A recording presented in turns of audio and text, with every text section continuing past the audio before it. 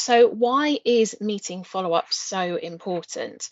It's important not just on those small meetings. So, like Bob has his slightly smaller town hall meetings, but also really important on those huge events. It really doesn't matter what type of session it is as to why it's important. And some of those reasons are that it shows commitment to the actions that have been agreed in those meetings.